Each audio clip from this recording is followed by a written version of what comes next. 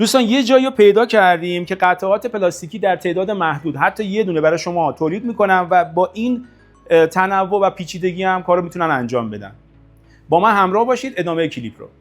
امروز آوردم تو شرکت کالیپتا، یک کسب و کار جذاب که توسط یه نخبه فارغ التحصیل دانشگاه شریف مهندس پویا تورکش راه اندازی شده. از این چراغ خطر شروع کنیم که هم کیفیت و هم شفافیت بالا داره، با نمونه اصلی خودش مو نمیزنه. جالبتر از همه که هیچ محدودیتی در اجرای قطعات وجود نداره و تقریبا هر متریالی رو میتونم عین خودش کپی کنم. تو هر رسته‌ای هم میتونم برای شما کار انجام بدن، از قطعات خودرو تا قطعات پزشکی، حتی قطعات لاستیکی هم میتونن اجرا کنن. این روش توسط قالب‌های سیلیکونی انجام میشه و با دقت بسیار بالایی هم میتونه به شما خروجی بده. بعد از اینکه عملیات قالب گیری از قطعه اصلی انجام میشه، مواد رو داخل قالب میریزن و نتیجه میشه این قطعه که با اصلی خودش مو نمیزنه.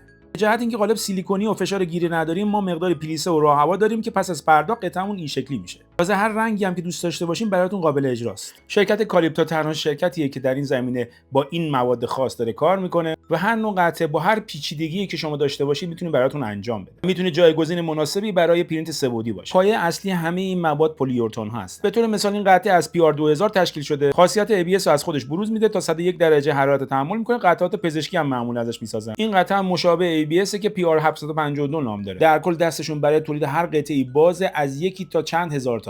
حتما به اینجا سر بزنید، اطلاعات تکمیلی داخل کپشن هست.